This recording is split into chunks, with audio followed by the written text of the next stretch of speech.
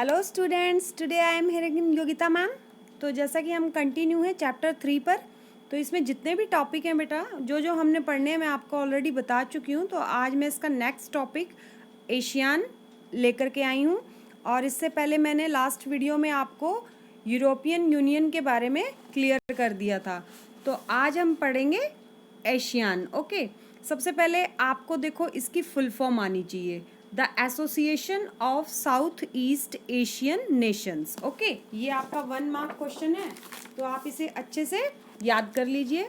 और उसके बाद है आपका सेकंड कि इसका एस्टेब्लिशमेंट कब हुआ, ये फॉर्म कब हुआ। तो आपको डेट याद रखनी है 8 अगस्त 1967। ओके, अब ये 5 कंट्रीज़ ने मिलकर के जो है इसको फॉर्म किया था। उन 5 कंट्रीज़ के नाम देखिए आप, ये आपको याद करने हैं। Indonesia, Malaysia, Philippines, Singapore, Thailand. Okay, फिर है पर्पस, ये क्यों बनाया गया आसियान। मैं आपको ऑलरेडी अपनी सभी वीडियो में बता चुकी हूँ कि कोई भी ऑर्गेनाइजेशन एस्टेब्लिश किया जाता है, कोई भी जो है कमेटी बनाई जाती है, तो उनका पर्पस आपको 90% सेम ही मिलेगा। तो इनके भी देखिए आपको पर्पस यूरोपियन यूनियन की तरह ही दिख रहे होंगे। Economic growth, social progress, cultural development, peace and security. Okay, ये इनके पर्पस हैं। और किन 5 कंट्रीज़ ने मिलकर के इसको फॉर्म किया था, ये आपको याद रखना है। ये आपके मैंने 1 मार्क के क्वेश्चन तैयार कर दिए हैं। और अगर लॉन्ग में आ भी जाता है तो ये इसके फीचर्स पूछ सकता है आपसे, पर्पस पूछ सकता है, एम पूछ सकता है, क्वालिटीज़ पूछ सकता है। तो आप इन्हीं को एक्सप्लेन करेंगे, इन्हीं पॉइंट्स को, economic growth, social progress, cultural development, peace and security. Okay, अब देखिए आसियान के 3 पिलर माने जाते हैं। अब इसके 3 पिलर क्या हैं वो आप देखिए। ये देखिए आप जैसे इमेज देख पा रहे हैं, ये जो है आसियान के 3 मेन पिलर माने जाते हैं। एक तरह से मोटो भी कह सकते हैं आप इसे, ASEAN political security community, second ASEAN economic community, third ASEAN socio cultural community. ये आपको याद होने चाहिए कि आसियान के 3 पिलर्स क्या हैं। ओके, अब इसका देखिए एक फ्लैग है अपना, ये देखिए आप इसका फ्लैग देख पा रहे हैं। इसमें बेटा धान की, धान समझते हैं आप, राइस, ठीक है, उसकी जो है 10 ये आपकी ली गई हैं बालियां कह सकते हैं आप एक तरह से। और ये इसको एकजुट किया गया है जैसे लाइक अ बंडल। ओके, कि ये जो है 10 देशों की एकता का प्रतीक माना जाता था।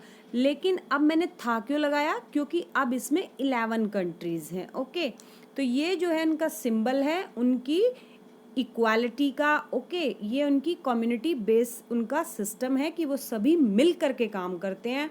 और एक बात हमेशा आपको मैंने बोला है कि याद रखिए, अगर आपको लॉन्ग क्वेश्चन में पूछ भी लेते हैं कि किसी भी कोई भी संगठन आ जाए, लाइक यूएनओ, यूरोपियन यूनियन, आपका आसियान, ब्रिक्स, सार्क, जितने भी आपके सिलेबस में हैं, इन सब का पर्पस आपको 90% मैंने ऑलवेज बोला है कि सेम होता है।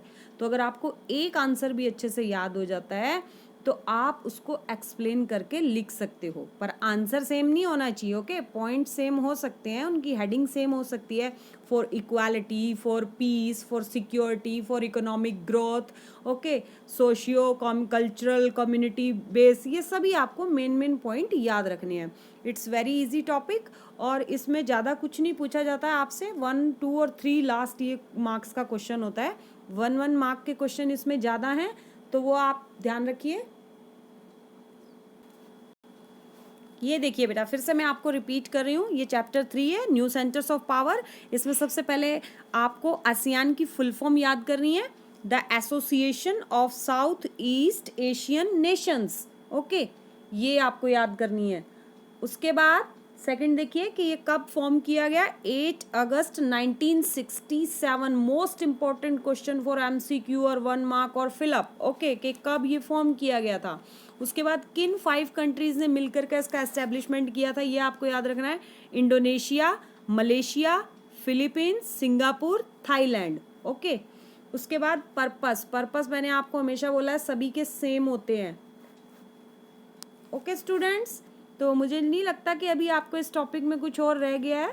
तो ये अगर आप पॉइंट्स याद रखते हैं तो ये क्वेश्चन आप अच्छे से कर पाएंगे, इससे रिलेटेड कोई भी क्वेश्चन आए। और इसके 3 पिलर्स आपको ज़रूर याद रखने हैं, उनके एम क्या हैं।